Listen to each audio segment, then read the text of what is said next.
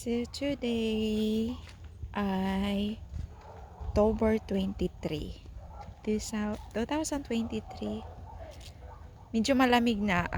Temperature is right now 45. So masaya yung aking dahlias and the Cleome. Ayan siya oh. So last 2 months ago, I cut it down yung aking dahlia.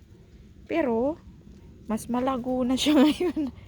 Imbis na sana it is intended for pichay. Ayan, tumaba na yung dahlia ko. Pero kaya hinayaan ko na lang din siya kasi um, wala nang uod kasi malamig na, nilalamig din yung mga uod. So, ayan, wala na sila ngayon. Kaya oh, ang saya ng mga dahlias ko. This is one of the prettiest. Kasi nag-iisa lang din siyang white. Pero merong nagtatagong pest. Ayan, hindi niya kaya ang kanyang sarili, guys. Kaya I have to stake this pretty girls. So, kahit magkapareho sila ng color, itong ganito ay, tingnan niyo, super laki niya. Madami yung petals niya. And then, this one, pareho lang sila ng color, no? So, it only had a few petals. Meron din akong isang klase na different yung design in the middle. Oh, hold on. Meron ata.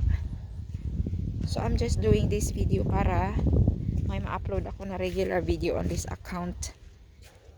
Para madagdagan yung nalalagas kasi yung bananas. O kaya yung mga sub. Pag hindi ko siya madagdagan ng video na mahaba. Ay, hindi pa siya bumuka. Yung yung parang ganito siya. May parang curl. Ganyan. Dito pa rin. Buhay pa siya. Para siyang ladybug. Pero hindi siya talaga ladybug. Oh. Lang siya. Kunwari siyang ladybug. Pero yan siya nang sisira ng mga. Oh my goodness. It scares me. Oh. Nakita niyo yan, yung green na lizard. Oh, ayan. Hindi pa siya nahiyo. Ang cute niya. So, ayan. Buhay pa rin yung string beans. Pero they are curly na. And then, yung aking kailangan ng tanggalan ng mga older yung okra ko. Ayan. Ang lalaki ng mga bunga niya, pero hindi niya makain, matigas na. Madami pa rin yung aking ampalaya at saka sigarilyas. Anyway, my main account is Anna's Personal Vlog. Doon kayo makakita ng mga gardening, travels, crafts, gift ideas, just anything, yung mga random na mga activities. Meron para kung Hala, nag-crack na siya. Kunin ko pala to kasi ako. Kakain ako ng ginamos. Kailangan ko na ma-harvest yung ibang ampalaya kasi gagawa ako ng smoothie na ampalaya. Ayan. Pwede na siyang i-harvest. Parang medyo older na. So, yan lang. Kinda quick update. Pero yung yan dito. Walang editing to. Kaya dire-diretso lang to. O, ayan yung aking short. At saka peppers. Ang dami kong peppers. Ayan. Ang dami niyang bunga. Meron ang mga habanero ko are also plenty. So, these are banana peppers at saka ito yung poblano. And I got my squash na hindi ko kilala kung anong klaseng squash.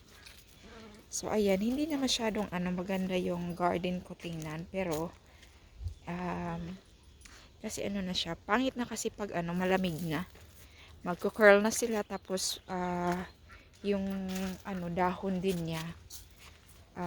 Parang mag-iba na yung color since hindi nga normal yung temperature. So, soon mag-harvest na din ako ng mga ibang seeds. And ayan, mag-update lang ako ng aking sayote. I'm so excited for this. So, lahat ito, yung makikita niyong green ay sayote na yan. And ayan. Makikita niyo ba? Ayan, yung aking sayote. Meron pa sa ibang part. Hanapin kasi ang taba ng sayote ko this year. I'm so happy. Dalawang puno to siya. So, itong lahat ito at hanggang doon ay sayote na yan. Kasi namamatay na yung aking kalabasa dahil sa we had last week 42 and then it went up to 60 something. So yung average ng drop and climb ng aming temperature is around 15 to 20 a day. So sino ba ang hindi mai-stress niyan? So ayan ang taba ng aking nasturtium. So dito yung puno ng aking sayote. So dalawa dito. So pag mamamatay na to siya, I will have an update. Pero yung iba na had been following me for quite some time, makikita nyo this is yung tire ng skid. Hindi kasi yan basa-basa madidispose, kaya kailangan namin na i-recycle, which is very nice para instead of doing yung manual na raised bed. So ito yung aking mga lugod, nagabitay, at saka yan may mga upo. And this is the part where I have my chicken. Tapos yung part na yan, behind yan, ay nagtatanim kami ng greens para ipapakain sa aming mga manok. Kasi 'di ba pag ganitong panahon, namamatay na yung aking yung mga gulay na Asian. So kailangan namin may ipapakain pa rin sa kanila na greens, which is yung basically more on organic kaysa bibili sa store. Nag-i-spray kasi sila sa store. So ayan. Madaming i-harvest ng aking sesame. I don't have time.